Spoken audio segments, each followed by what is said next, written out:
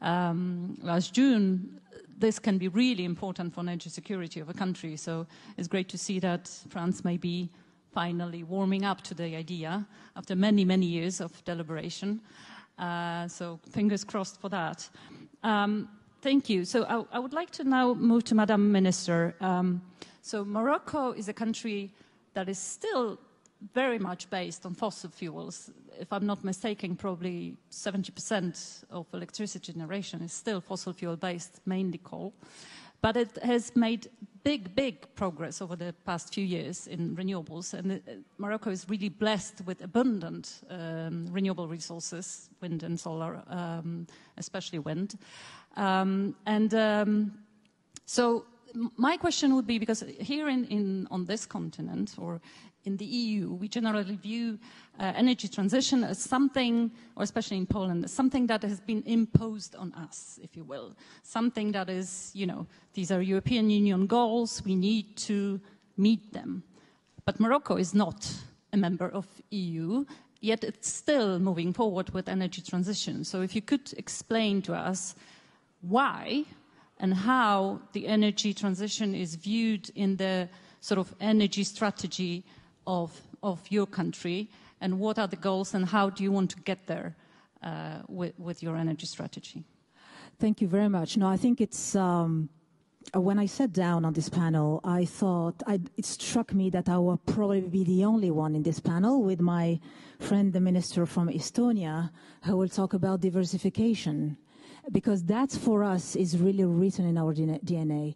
And our energy strategy has been stable, the same boring triangle since 2009, thanks to His Majesty. And we have that long-term vision that enables us to not only to sign long-term partnerships, and the partnership that we signed with France in October of last year at the occasion of the visit of President Macron was really important. So I'm very pleased to hear that energy connectivity is back on the agenda, or is making space in the agenda, because for us it's the third key pillar of our energy strategy, and it's non-negotiable. It's non-negotiable for sustainability reasons. As you rightly pointed out, we really want to expand our renewable fleet, so we have already exceeded our 45% of electricity capacity based on renewable last year.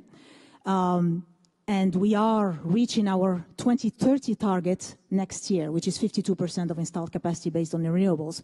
Now, you will tell me having installed capacity is not sufficient. You need those electrons to make it to the grid. Well, yeah, fine. Absolutely. The problem that we faced is, like many other countries, and I'm not going to point to any particular country, we have invested a lot in rural electrification, so we have reached 99.8% of electrification of the country, but at the expense of investing in the grids. And today, when our government came into place in 2021, I mean, I had two major energy crises, 4 months before the Russia-Ukraine war started. The first one was Algeria cutting the gas to Spain, and Morocco being a transit country. So I had 10% of the installed capacity that was dependent on that gas that we had to work to restart.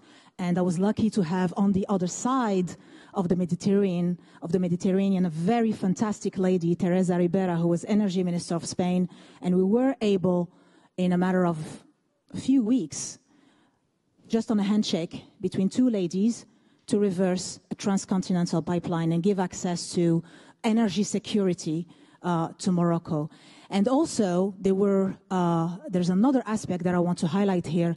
When Spain faced its blackout last June, we were able, because we have invested in connectors between Africa and Europe.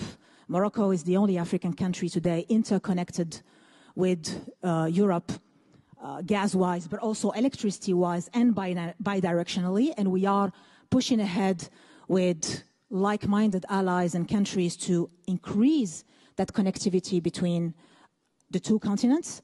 Because for us, it's a matter of energy security. And for our friends on the other side of the continent, it's a matter of security and sustainability so that we can provide to our populations access to stable, secure, but also low-cost and sustainable energy. So it's very important to keep in mind that today in 2025, there is actually no contradiction between security and sustainability. They actually complement each other.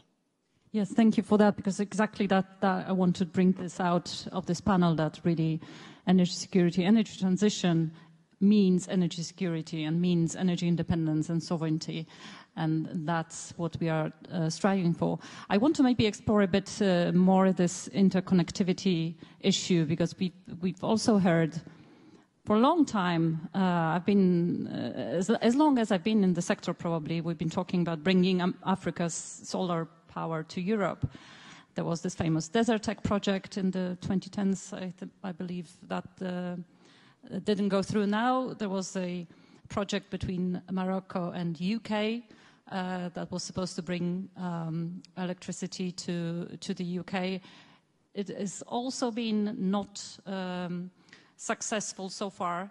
So how do you view that? And maybe whether, you know, coming back to the issue that Morocco still needs also the solar and the wind domestically for your own needs, how do you view that imperative to supply Europe with energy, maybe before you supply your own needs?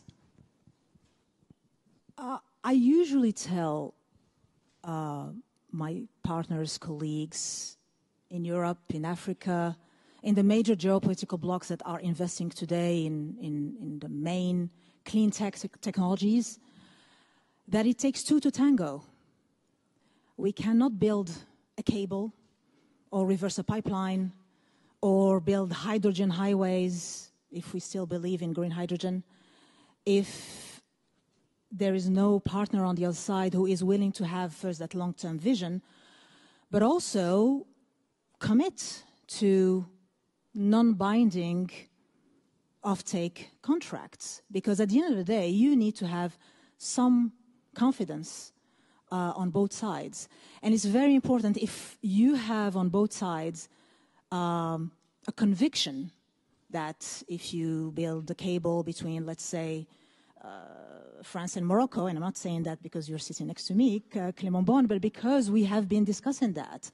And it's very much public knowledge that we have looked into it, and we have looked into the major challenges. And these challenges, as Clément rightly pointed out, are not the technology challenges that you can think of. They are incumbents who would be resisting change. So as long as we don't put in place the governance needed to insulate the decision-making process in the energy sector from that sort of resistance, we will never be able to really increase connectivity between our markets. I mean, the European market has been built on a coalition. At the time, it was, right, a coalition of coal and steel.